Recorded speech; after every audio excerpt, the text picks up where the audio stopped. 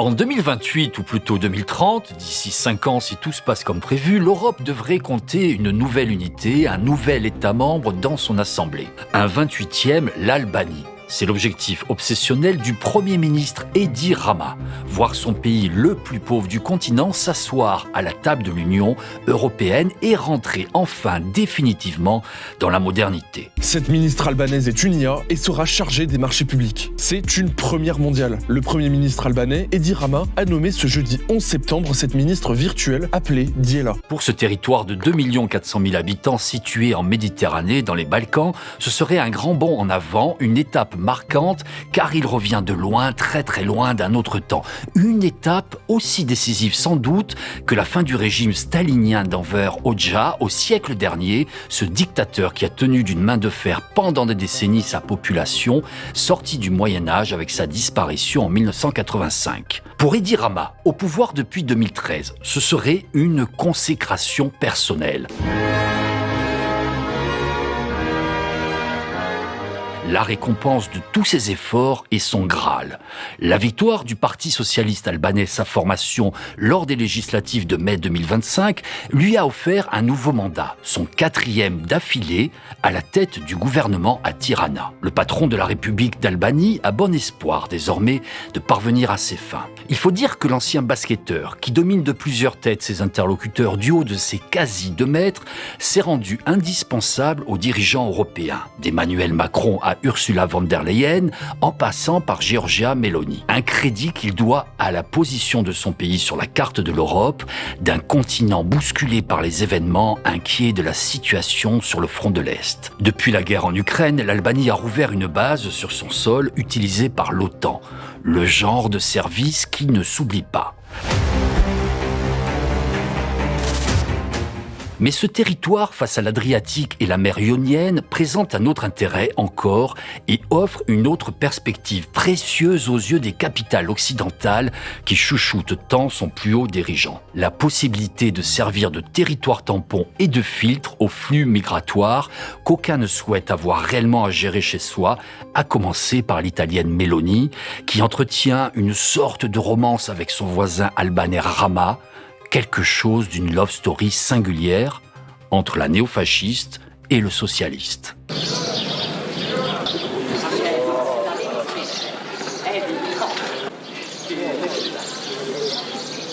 Mais cette entrée dans l'Europe ne fait pas saliver seulement le premier des Albanais. Il y a d'autres forces que cette perspective réjouit tout autant dans le pays. Des intérêts peu avouables.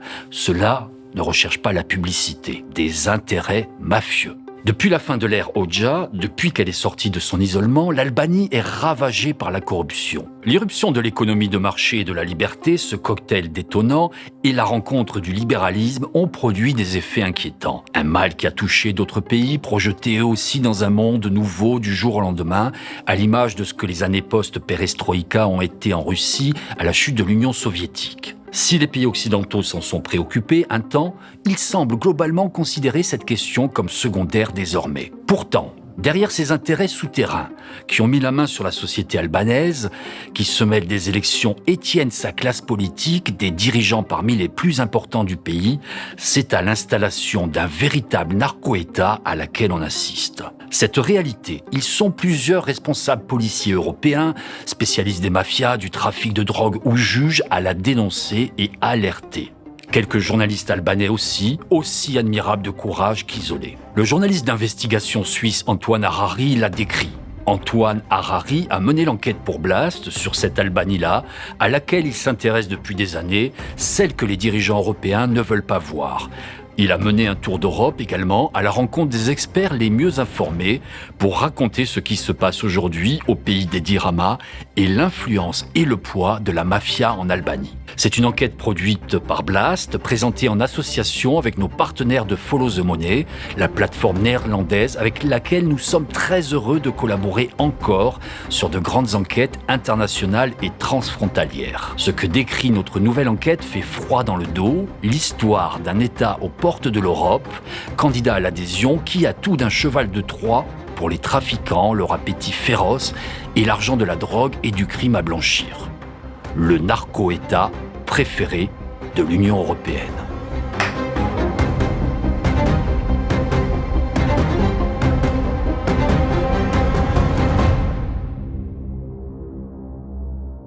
J'ai commencé à m'intéresser à l'Albanie en 2016. Pendant mon voyage, je rencontrais toutes sortes de gens sur place qui me disaient « Ah, mais vous savez, il y a un policier qui a fui et qui est allé en Suisse. » Et puis donc, comme je suis suisse, ça m'a intrigué. Et donc, je suis allé rencontrer ce policier. Et c'est comme ça que tout a commencé. À la bourse du narcotrafic, il existe entre les mafias une hiérarchie.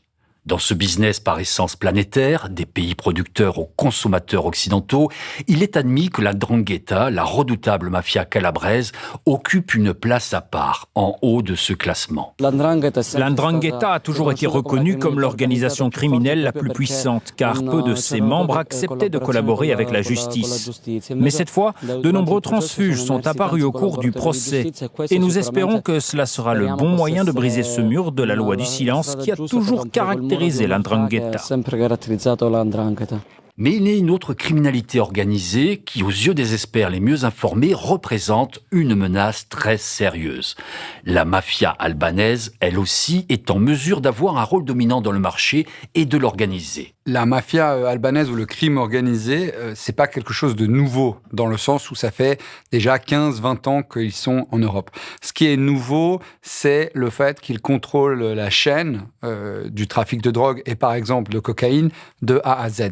Et que donc, aujourd'hui, ils sont capables de faire venir 2 tonnes de cocaïne de l'Amérique du Sud à l'Europe sans avoir d'intermédiaire. Et ça, c'est une vraie nouveauté et c'est lié au fait qu'ils ont une diaspora qui s'est implantée un peu partout dans les réseaux clés, c'est-à-dire en Équateur, en Colombie et en Europe, dans les principaux ports, donc en Hollande, en Belgique et puis évidemment en Italie. Les Albanais partagent beaucoup de points communs avec les clans de la 'Ndrangheta qui se sont imposés par leur férocité, la solidité de leurs liens familiaux et en s'appuyant sur une forte diaspora présente partout dans le monde. Ce constat et l'existence de ces points communs n'est pas un hasard. Les Albanais ont justement fait leur classe avec les Calabrais.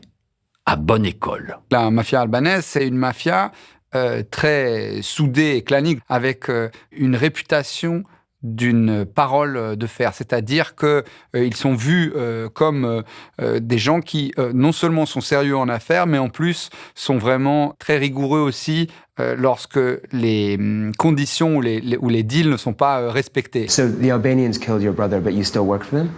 Yeah. 2 years ago, they killed my friend. They killed him. They killed his wife. They killed his wife? Yeah, with the stone. That's the law there. They shoot him in the back. They kill his wife with the stone. Et donc, ils sont connus et craints à la fois pour la violence dont ils peuvent faire preuve, mais aussi pour la qualité, entre guillemets, de leurs paroles. C'est-à-dire qu'ils sont vus comme très fiables et loyaux. Typiquement en Italie, ça a commencé comme ça. Vous aviez beaucoup de membres de la mafia albanaise qui ont fait leur classe dans les autres mafias italiennes en venant, par exemple, récupérer l'argent qui n'avait pas été payé quand il y avait eu des prêts ou des crédits, en faisant un peu le sale boulot que certaines personnes de la mafia italienne, ayant gradé, ne voulaient plus faire. Sur la carte du monde, il faut toujours revenir à la cartographie, encore et toujours, tout est dans les cartes. La mafia albanaise a placé ses pions à des endroits stratégiques, des points de passage obligés pour l'international de la CAM, qui rendent incontournables ceux qui sont capables de les maîtriser. Cette mafia s'est beaucoup implantée en Italie parce qu'elle a été utilisée par d'autres mafias comme la 'Ndrangheta en Calabre, qui étaient plus puissantes, mais qui avaient besoin d'éléments pour faire un peu les sales besognes. Et ensuite, petit à petit, ils ont monté un peu les échelons jusqu'à devenir en fait en mesure de gérer eux-mêmes leur propre réseau de criminalité organisée. La mafia albanaise, elle s'est imposée dans plusieurs pays d'Europe, mais l'endroit où leur croissance a été la plus fulgurante, c'est le Royaume-Uni. On considère aujourd'hui qu'ils sont en mesure de contrôler plus ou moins la totalité du trafic de cocaïne en Angleterre. Et c'est beaucoup de personnes qui ont émigré, qui se sont installées et puis qui aujourd'hui, en fait, sont presque à la seconde génération. Et donc, sont devenus anglais à part entière. Et ont mis en place en fait une organisation à la fois très efficace et très violente qui a fait qu'ils ont pris le contrôle et ils ont un peu chassé les autres groupes. Et aujourd'hui, c'est pas rare d'avoir des arrestations ou des saisies de drogue qui proviennent directement de l'Amérique du Sud et qui sont allées jusque dans un port anglais. Pendant des décennies, l'Albanie a vécu dans un autre temps, quand elle était un parti frère tenu d'une main de fer par Enver Hoxha, le dictateur sanglant. Il a fait de son pays une immense prison, une Corée du Nord en Europe de l'Est. Voici l'histoire du dictateur albanais Enver Hoxha. Nous sommes en 1944. Enver Hoxha peut dévoiler son vrai visage, celui d'un dictateur. La population albanaise est maintenue dans une extrême pauvreté et la critique sévèrement punie. Des milliers de vies sont sacrifiées à coups de purges et de suicides montés de toutes pièces, au nom de la pureté du marxisme-léninisme tel qu'Enver Hoxha le conçoit. L'Albanie, elle sort en 90 ou 91 du mur, de l'Union soviétique, et elle sort en fait avec la fin d'un dictateur qui avait laissé le pays dans un état quasi moyenâgeux. Il y avait très très peu de voitures, très très peu de développement, et puis elle se libéralise d'un coup. Et en fait, c'est la porte ouverte à la corruption. Donc, dans les années 90 ou 90, c'est plutôt la vente d'armes, de stocks d'armes qui restait. Il y a toutes sortes de magouilles un peu financières. Et puis, petit à petit, à partir des années 2000, il y a une criminalité organisée qui se met en place, qui prolifère, quel que soit le système de partis, parce qu'en Albanie, il y a deux partis, le Parti démocrate et le Parti socialiste, mais qui va vraiment prendre son essor à partir de 2013 et l'arrivée de Edi Rama, donc leader du Parti socialiste, qui va en fait offrir les conditions d'un développement de cette criminalité organisée, en leur permettant à la fois de pouvoir blanchir et recycler à l'intérieur du pays, et en même temps de ne pas être trop dérangés dans leurs activités, qu'elles soient ailleurs, en Italie et dans le reste de l'Europe. Pour sortir, disons, de ces alternances récurrentes que connaissait le pays, je dirais qu'Edi Rama a renversé la table, renversé les règles du jeu en proposant tout au réseau économico-mafieux et aux réseaux criminels présents dans le pays qui, du coup, lui ont apporté leur soutien, qui fait que depuis 2013, le contrôle d'Edi Rama sur tous les aspects de la société albanaise n'a fait que se renforcer. Souvent, ces gens, maintenant, ont, si ce n'est pas des fonctions politiques ou judiciaires, en tout cas des relais très clairement implantés au sein des forces de police, de justice. Et typiquement, un des reproches qui est régulièrement fait aux forces antidrogue albanaises, c'est que, par exemple, dans le port de Durrës, il y a eu très peu d'arrestations de drogue ces dernières années. Et chaque fois que ces arrestations avaient lieu, elles étaient systématiquement sur l'initiative soit des Italiens avec la Guardia di Finanza, soit de la DEA aux États-Unis, soit des Belges, et donc quasiment obligées pour les forces de l'ordre albanaises. Mais très rarement, elles sont parties de l'intérieur. Show him the video. God bless Albania.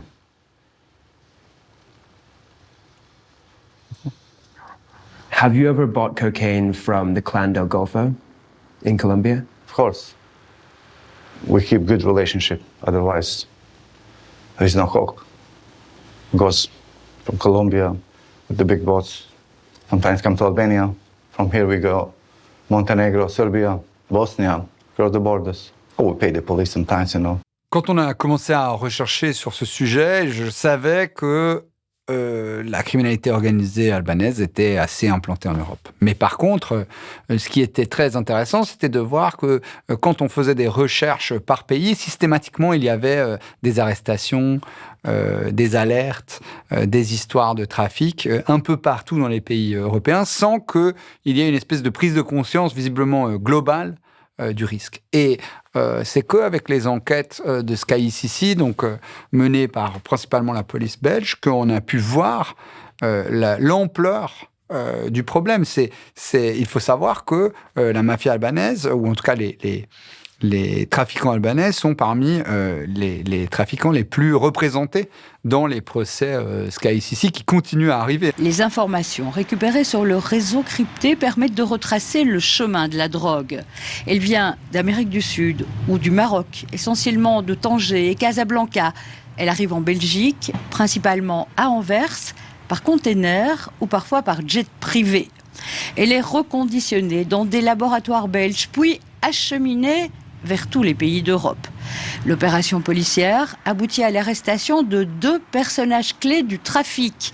Eridan Guerrero, 50 ans, est albanais. Donc ça date de 2020, mais le temps que les procédures arrivent, en Italie, il y en a eu plusieurs, en Belgique, en Allemagne, en France et en Hollande. Et donc, c'était une vraie surprise pour les autorités belges de constater une telle implantation, notamment à Anvers, de la criminalité albanaise. Ce que les policiers ou les magistrats ont découvert, déjà, c'est la collusion entre de très hauts responsables politiques et policiers albanais et des membres de clans de la mafia, avec des conversations quotidiennes, vraiment une espèce d'alliance. Donc ça, c'était déjà une première surprise. Et puis ensuite, une omniprésence de la mafia albanaise. Ce n'est pas la seule mafia, mais il faut savoir quand même que c'est une mafia suffisamment puissante en Belgique pour avoir mis un prix sur la tête de Julien Moigny, le procureur au roi. Il ne s'était pas présenté devant la presse depuis que sa tête est mise à prix. Julien Moigny, à l'heure, entouré de ses gardes du corps, déterminé à faire passer ses messages devant une foule de journalistes. Alors dans certaines villes d'Europe, voilà, il y a des fusillades depuis des années et j'ai envie de dire ça fait partie de la cité et je ne veux pas qu'à Bruxelles ça fasse partie de la cité. Donc ils ont offert 1 million de francs pour son assassinat. Donc à partir du moment où vous êtes suffisamment puissant pour mettre ce genre de menaces ou tenter de les mettre à exécution, ça veut quand même dire quelque chose sur l'implantation que vous avez dans un territoire. Et je pense qu'aujourd'hui, on sait ça pour la Belgique ou pour la Hollande. En Allemagne, c'est un vrai problème. En Angleterre, on n'en parle pas. Mais que, par exemple, en France ou en Espagne, où on a pendant longtemps nié le phénomène mafieux, eh bien, si on regardait de plus près, on serait assez surpris de leur implantation sur place. Partout où on regarde sur les 3 dernières années, les chiffres sont au rouge. L'augmentation de saisies de trafic de drogue et de cocaïne en Espagne a explosé en lien avec la criminalité albanaise. C'est la même chose en Angleterre, c'est la même chose en Belgique. Il y a des champs de cultivation de cannabis qui ont été découverts en Allemagne. Il y a plusieurs facteurs qui permettent de constater l'expansion de la criminalité un peu partout dans le monde. Déjà aux États-Unis, où il y a eu des arrestations faites par le FBI ou la DEA, donc on voit qu'ils sont plus actifs sur place, mais aussi en Amérique du Sud, où vous avez tout d'un coup 20, 30, 40 entreprises d'exportation de bananes, parce que c'est un des meilleurs moyens de cacher la drogue, qui partent de l'Équateur et qui appartiennent à des Albanais. Bon, bah ça fait partie de signaux un peu qui éveillent les soupçons. Une des spécificités, toujours selon ce qu'en disent les magistrats, de la criminalité albanaise en Amérique du Sud, c'est que contrairement à leurs collègues de l'Ndrangheta ou d'autres groupes mafieux qui avaient des conditions assez strictes et pas très avantageuses pour les groupes sur place, apparemment les Albanais sont venus avec des propositions qui étaient plutôt de l'ordre du 50-50 et qui donc étaient plus avantageuses pour les cartels et les groupes criminels en Amérique du Sud.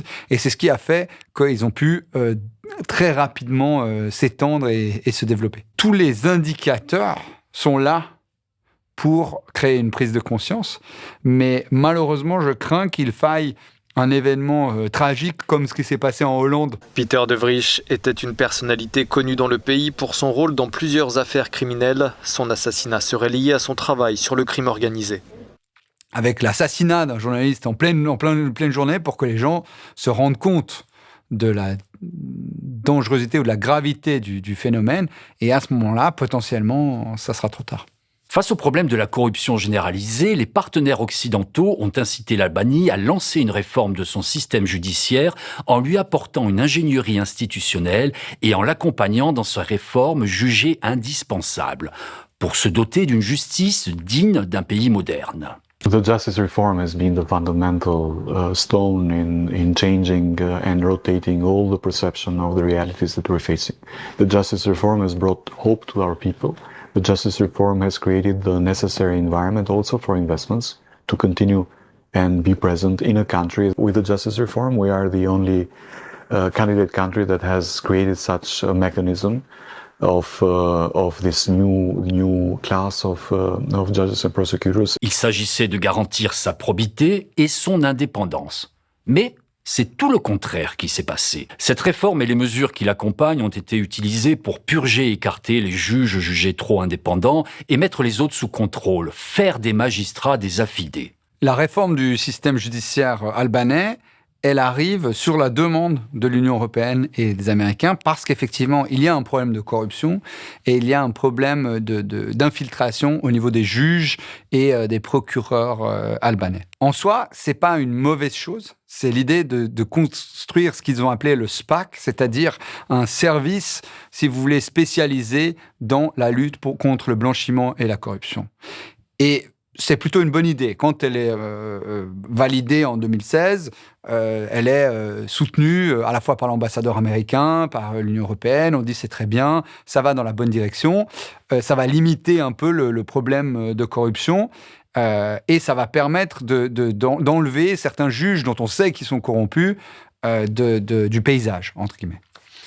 Le problème, c'est quoi ? C'est qu'en fait, oui, ce service et ce groupe a fait des enquêtes, a collaboré de manière notable avec les services européens, mais de par la façon dont il est nommé, dont ses chefs sont nommés, qui est très lié au Parlement et à la politique, eh bien, on est arrivé à un problème qui est souvent le cas quand il n'y a pas une séparation des pouvoirs claire et nette, d'autocensure. Et donc, si vous voulez, aujourd'hui, le SPAC souffre du fait que, de manière volontaire ou involontaire, il faut faire plaisir au Premier ministre Edi Rama et donc prendre des décisions qui vont dans ce sens-là. Certains vont plus loin encore et considèrent que la justice sert aujourd'hui en Albanie à salir et éliminer les adversaires du régime ou ceux qui tombent en disgrâce en portant contre eux de fausses accusations autour de dossiers fabriqués uniquement avec cet objectif.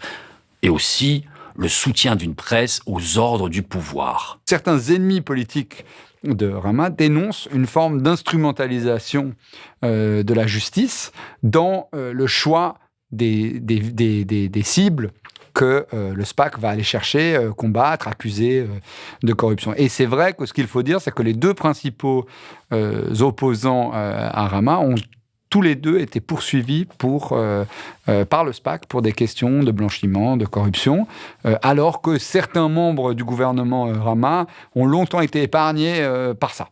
Donc voilà, la critique, c'est vraiment de dire oui, c'était une bonne idée de choisir des magistrats spécialisés. Malheureusement, ils n'ont pas assez d'indépendance pour pouvoir réaliser leur travail en toute de bonne façon. Et donc, ils se retrouvent un peu coincés, obligés de devoir faire plaisir à l'instance dirigeante. Et aujourd'hui, c'est le Premier ministre Edi Rama. Et un jour, quand quelqu'un d'autre viendra, le problème se déplacera. Ce n'est pas un problème qui est uniquement lié au Parti socialiste. Ça serait probablement le même problème avec le Parti démocrate. En ce sens, l'histoire d'Arben Ahmetaj est édifiante. Jusqu'en juillet 2022, Ahmetaj était un des principaux dirigeants du pays. Jusqu'à son éviction, il était même vice-premier ministre du pays et du gouvernement d'Edi Rama, après en avoir été ministre des Finances. Mais quand Rama a annoncé brutalement l'éviction du numéro 2 de son gouvernement, les choses ont pris une toute autre tournure. Ahmetaj s'est vu accusé de corruption à son tour par la justice et par la presse proche du pouvoir. Considérant qu'il était en danger en Albanie, où sa sécurité n'était plus assurée, Ahmetaj a décidé de ne plus rentrer dans son pays. Antoine Harari a retrouvé sa trace en Suisse, où il vit caché. I did not decide to leave the country. It was practically I was with my wife and my daughter on holidays. And as you might know, my wife and my daughter started to work here 4 years ago. Yeah, quasi 4.5 years ago. And I had to be here in Switzerland for Kaylis, for my daughter. She was actually taking the cart.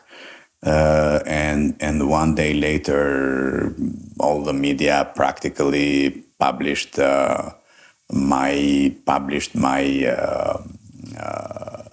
case that Spock has asked for lifting my immunity.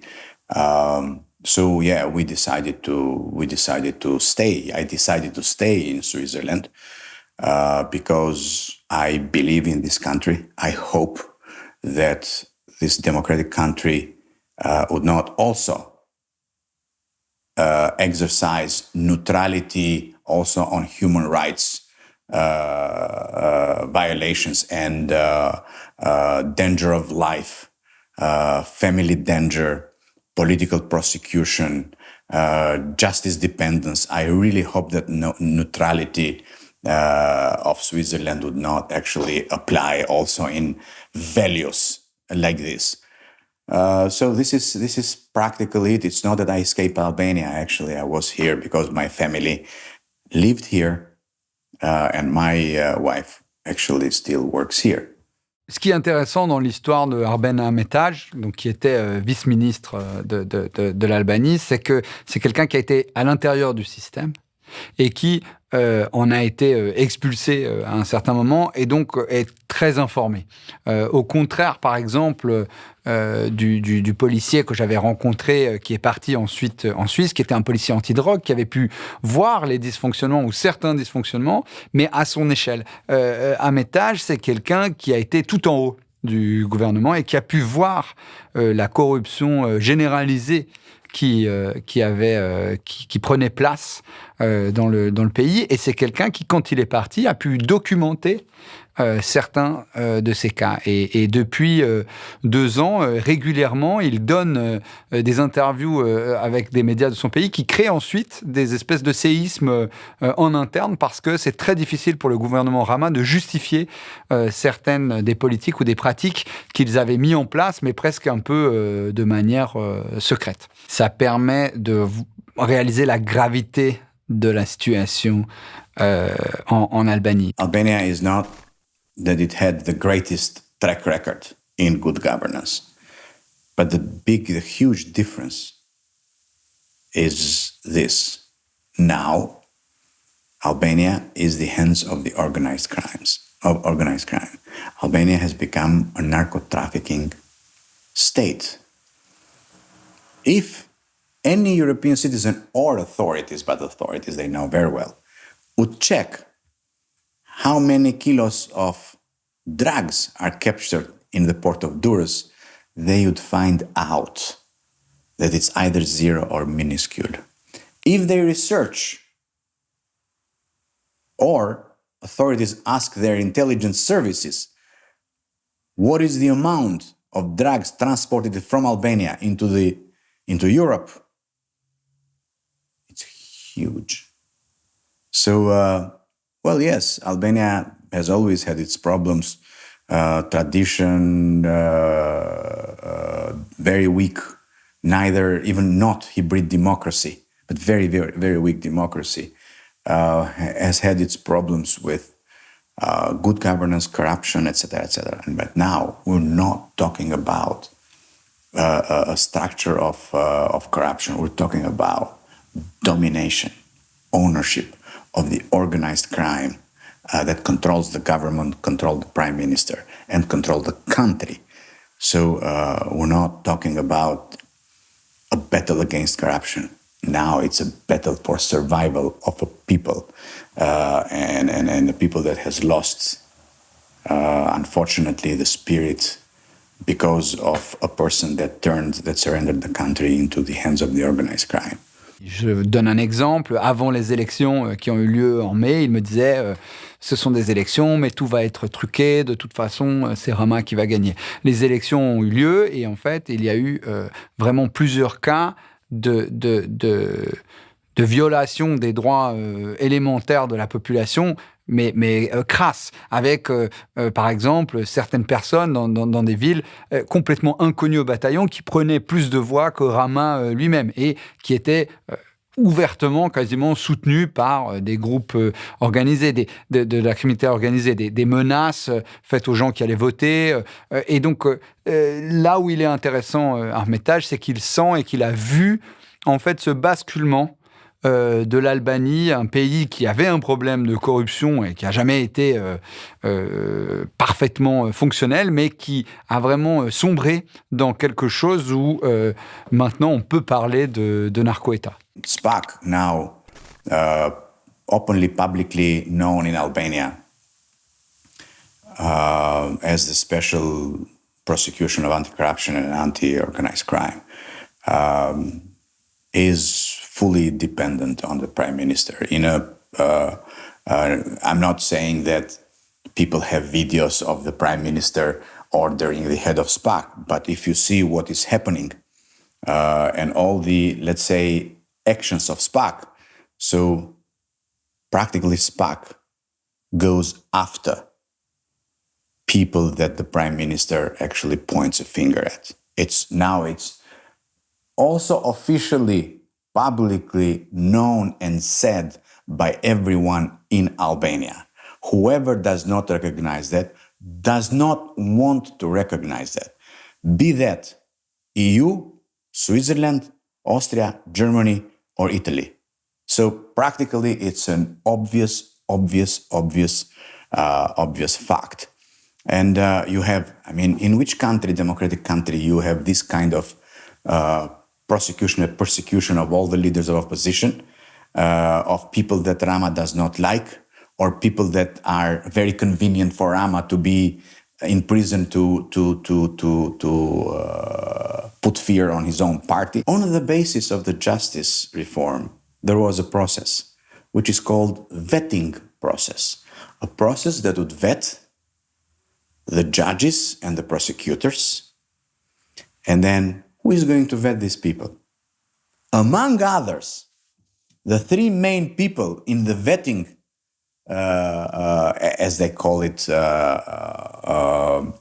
the qualification commission. One, the sister of the current deputy prime minister. The second, the advisor of the prime minister.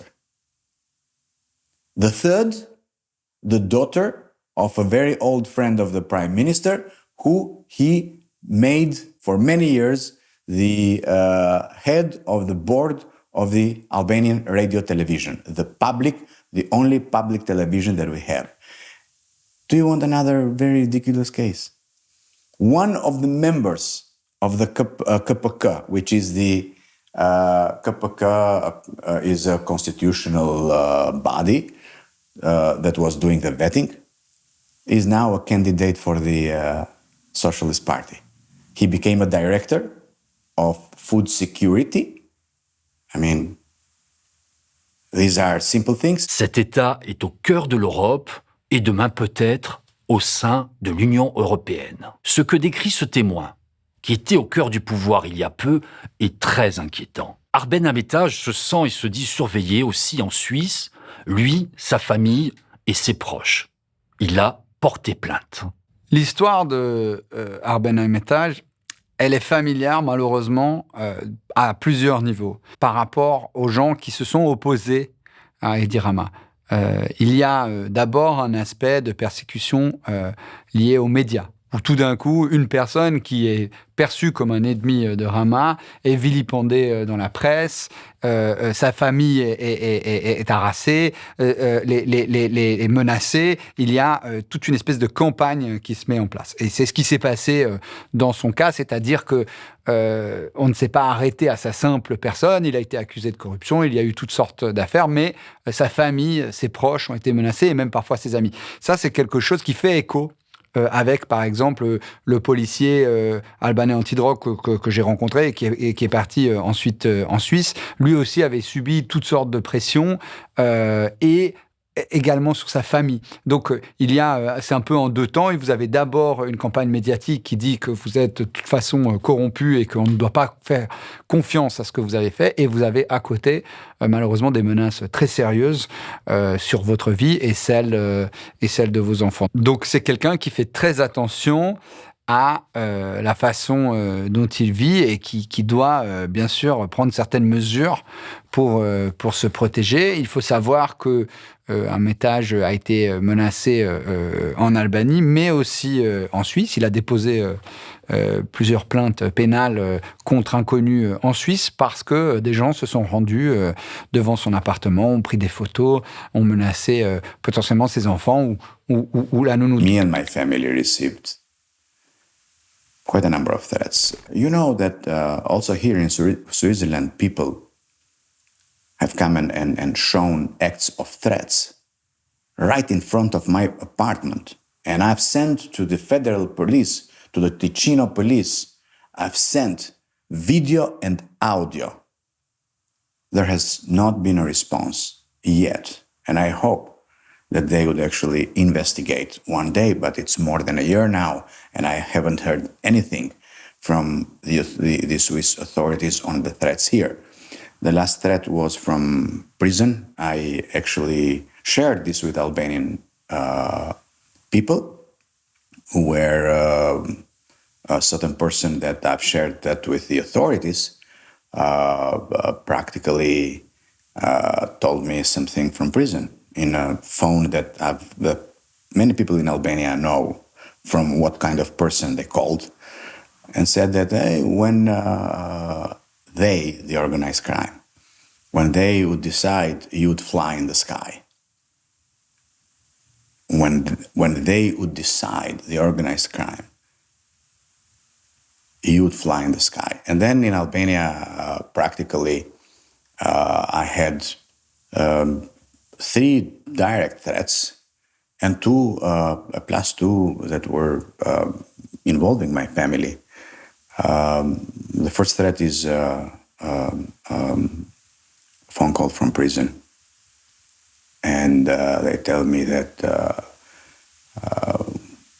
we can see the cameras where you park the car in the garage, and we'll kill you in the center of Tirana, and all these kind of things. I really did not take this very seriously.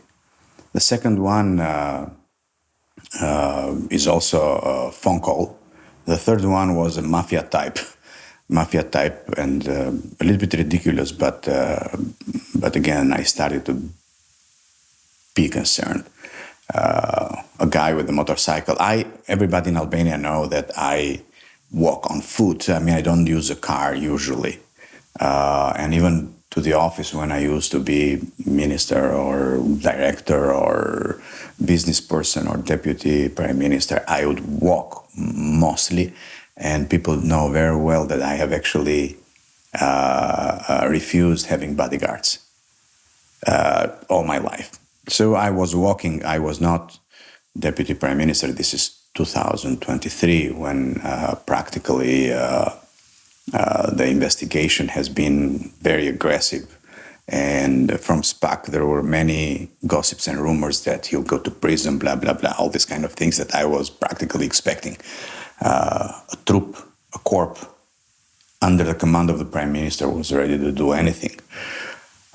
So a guy in a motorcycle comes close and says, "Hey, Arben," and I would actually turn right away and say hello, and he tells me, "So you are walking on foot?" And I said, "Sure, all my life was have been walking on foot around." And he said, "Yeah, but that's where you find death." And then 2 other threats on my baby. 2 people in the main park of Tirana, the capital of Albania, which is near a lake. Hernani and my little girl, they were actually walking around, And two people came with photos and doing photos all the time, and then they ran away. My nanny was very, very, very concerned. One of the most evident was that a Filipina lady that was working with my wife, and also she was helping her at home. She has a declaration in English and in Albania that she was asked by certain people nominating the source of these demands to actually spy on my family and tell them what we do, take photo, film, and tell us where his little baby is at any time. This is with the Swiss authorities also. And I actually told the Minister of Interior, I said, hey, I'm being followed, and this is illegal. But anyway, they would not care, because when people know Albania one day really well, or if they know today, they know very well how they are commanded by the Prime Minister, the current Prime Minister. So these are the threats, and I have shared all these threats also with the Swiss authorities. En ce qui concerne Armitage directement, la Suisse doit examiner sa demande d'asile. Comme souvent, il y aura une prise en compte au niveau diplomatique de ce que coûterait en fait l'acceptation d'Armitage comme réfugié politique. En 2017, lorsque la Suisse avait choisi de donner l'asile à justement ce policier, à lui donner une nouvelle identité, j'étais présent quand il y avait eu une visite d'Edi Rama qui était venu à Berne parler avec la présidente de la Confédération. On avait pu poser une question à Rama qui s'était énervé, qui avait refusé de répondre, et ça avait créé une espèce de tollé un peu diplomatique avec la présidente de la Confédération suisse qui avait dû un peu intervenir et dire que oui, ils allaient gérer les problèmes de corruption et de trafic de drogue en Albanie. Mais si vous voulez, on sentait déjà une forme de malaise et une forme de tension. Donc c'est sûr que ça reste quelque chose où aujourd'hui, dans une situation fragmentée, où il y a la guerre en Ukraine, où il y a toutes sortes de problèmes à l'agenda, s'occuper d'un dissident politique qui créerait des tensions avec le gouvernement Rama, c'est la priorité de personne. L'Albanie est un grand chantier à ciel ouvert. Partout dans la capitale, à Tirana et sur les côtes et le littoral, des immeubles sortent de terre et la spéculation bat son plein. Là encore, on retrouve la trace et la main de la pieuvre et de la mafia. Le BTP et le secteur de la construction profitent à plein de cet argent sale pour recycler avec une frénésie de construction et d'investissement qui servent de grandes lessiveuses à l'argent du crime. Si vous vous baladez à Tirana, c'est très frappant. On constate en fait des tours gigantesques qui ont été construites parfois sans prêt bancaire ou avec très peu d'argent des banques et pour personne, puisque très peu de gens y habitent. On considère qu'il y a environ 60 000, 70 000 logements inhabités, vacants au centre de Tirana. Et il faut savoir que Tirana, c'est 400 000 habitants. Et donc c'est énorme. Et donc, c'est du recyclage pur et simple. L'Albanie, sa corruption, ses dirigeants et leur proximité documentée avec les clans mafieux, ses élus dont les victoires électorales sont sponsorisées par l'achat de bulletins de vote, son développement touristique effréné, son béton qui coule avec son secteur du BTP en plein boom et ses chantiers permanents en énormes blanchisseuses, sa mafia active dans le monde entier en première ligne dans le narco-business, sa pauvreté aussi, son exode économique, sa diaspora qui a enflé face à la misère, au point que les Albanais sont aussi nombreux dans le pays que hors de ses frontières, ce pays-là aurait de quoi faire fuir. Tant ce modèle, ce qu'il dessine, incarne une caricature et l'ultralibéralisme. Tout le monde n'est pas de cet avis pourtant. À commencer par Donald Trump et sa famille. Le clan familial s'intéresse de près à ce territoire et ses rivages, un pays qu'ils fantasment comme un Cuba paradisiaque à leurs yeux, où le business serait la seule loi. Ce n'est pas un hasard de voir le gendre du président américain, Jared Kushner, à la fois marié avec sa fille Ivanka et son conseiller, il était encore l'émissaire de son beau-père pour les négociations autour de Gaza et des otages israéliens, y avoir de grands projets d'investissement. Les Trump projettent d'implanter un complexe de luxe sur une île sauvage qui autrefois servait de base militaire. Un projet, selon Edi Rama, qui trouve le beau-fils de Donald très cool, qui va éblouir le monde. Il y a eu des faveurs qui ont été accordées, des concessions à la famille de Trump. C'est une île qui est une réserve naturelle et dans laquelle ils imaginent peut-être faire un projet hôtelier un peu pharaonique, mais ce n'est pas la seule. Il y a eu des casinos où des licences ont été concédées sans vraiment faire des contrôles et toutes sortes de projets de construction.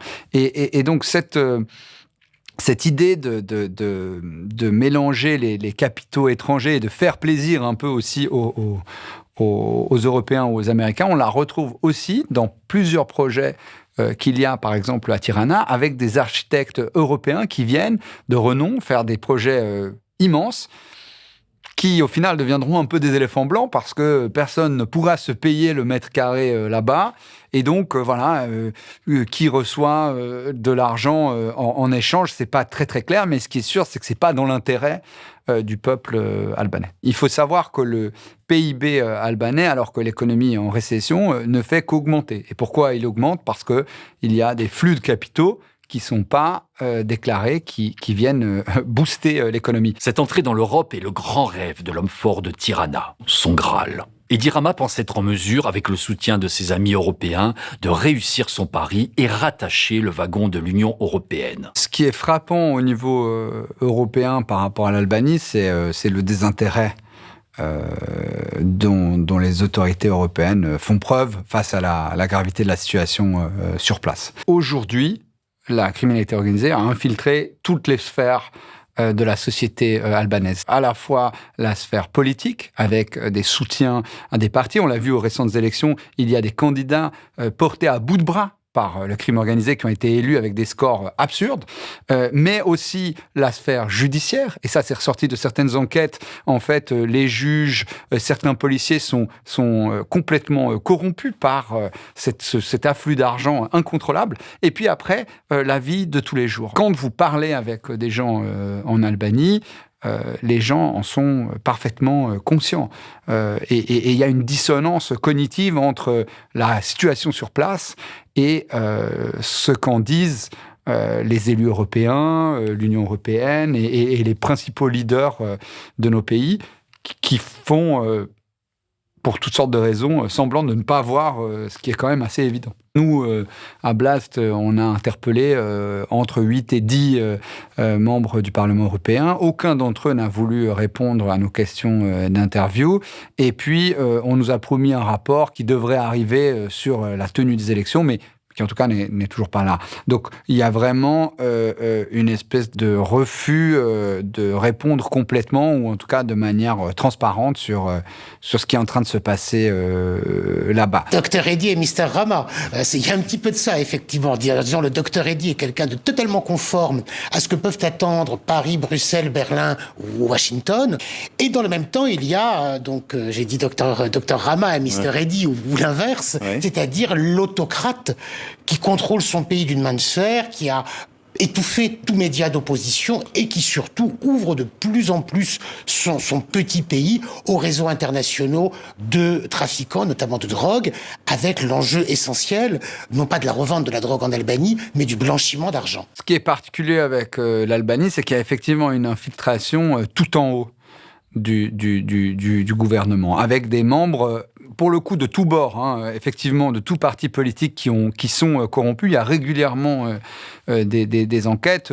Là, maintenant, c'est le maire de Tirana, qui était un peu le protégé de Edi Rama, le Premier ministre, qui est tombé. And then, even when the wrongdoing is so public, they take the person on a different charge, like the case of the mayor of Tirana. He is the person, together with the prime minister, behind the incinerator of Tirana, which does not exist, and 130 million euros have disappeared.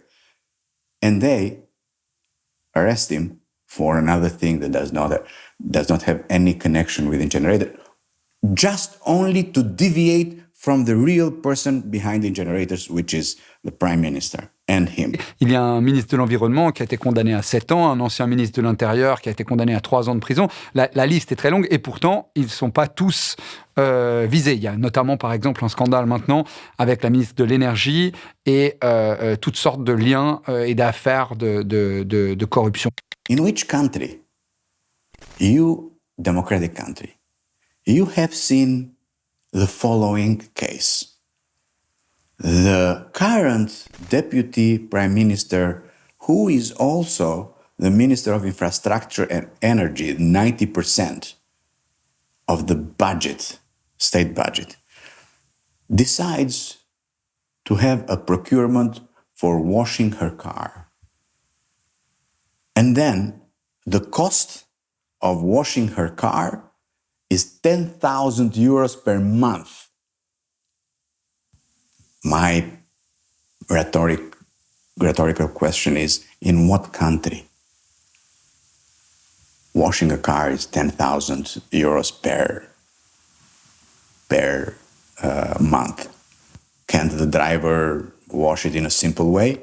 And then, this is not the end. This is not the most ridiculous part of it. So she makes a procurement to wash her car, 10,000 euros, and she awards this to the mother of the interior minister, a 75 years old lady. Where is PAC? Where is PAC with the tunnel of Logara? Tunnel of Logara is a simple tunnel, one of the simplest, if I compare in Switzerland, that is proved that the deviation is $50 million. And the Prime Minister and the Minister of Infrastructure, whom I call the champion of corruption, by the way, are involved directly. $50 million stolen. What is PAC doing?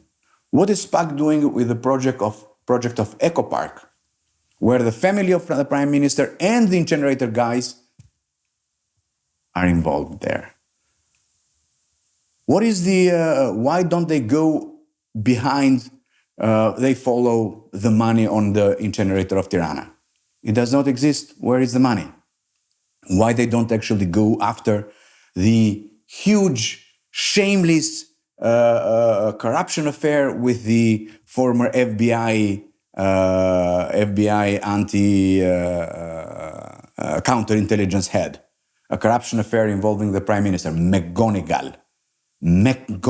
People can check it on Google. It's Rama, the Prime Minister of Albania today, has used McGonigal to hit on the opposition, and also there are videos that he has received money, and this guy today is in prison in United States. Le crime organisé est devenu tellement puissant qu'il est en mesure de contrôler un peu ce qui se passe dans le pays, et qu'il a aussi accès à la presse, et donc il y a des médias qui servent soit de couvre-feu, soit de soutien à certains groupes, et c'est des choses qu'on retrouve régulièrement dans les enquêtes, par exemple de la Guardia di Finanza italienne, qui constate souvent que, en fait, toute une partie des bénéfices ou des opérations en lien avec la drogue qui sont effectuées sur le territoire italien sont contrôlés par des gens assez haut placés en Albanie. La question aujourd'hui, ce n'est plus de savoir si l'Albanie a un problème de mafia ou de criminalité organisée, mais plutôt de savoir est-ce que le Premier ministre Edi Rama est en charge de cette criminalité, ou est-ce qu'il est contrôlé par elle. C'est un peu ça la vraie question. It's a nightmare for him. Practically everyone is calling him a dictator, corrupt, organized crime, connected to cartels, etc., etc. So, I mean, there are facts that he has met representative of Sinaloa drug cartel. I mean, photos. So I mean, what does Europe and United States once more? Is it like the spirit has died and they don't care? Or what? So an interest in Albania? What kind of interest?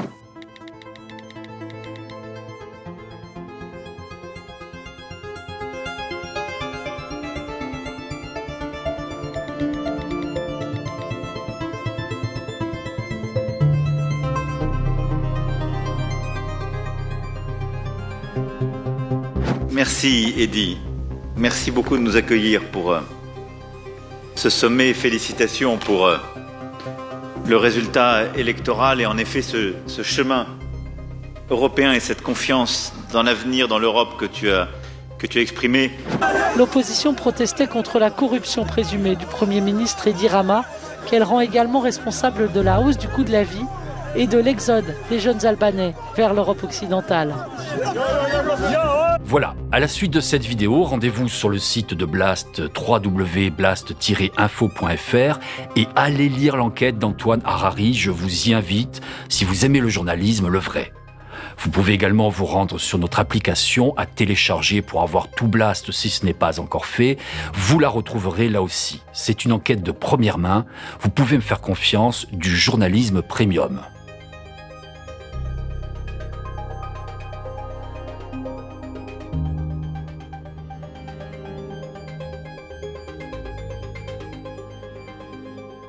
J'en profite puisque c'est la saison pour vous rappeler ou vous informer aussi que Blast est actuellement en campagne. Donc c'est le moment, si vous le pouvez, si vous jugez notre travail utile et nécessaire, il est, pour nous faire un don, vous abonner, ou encore et aussi, c'est important également, de parler de Blast à vos proches et vos amis.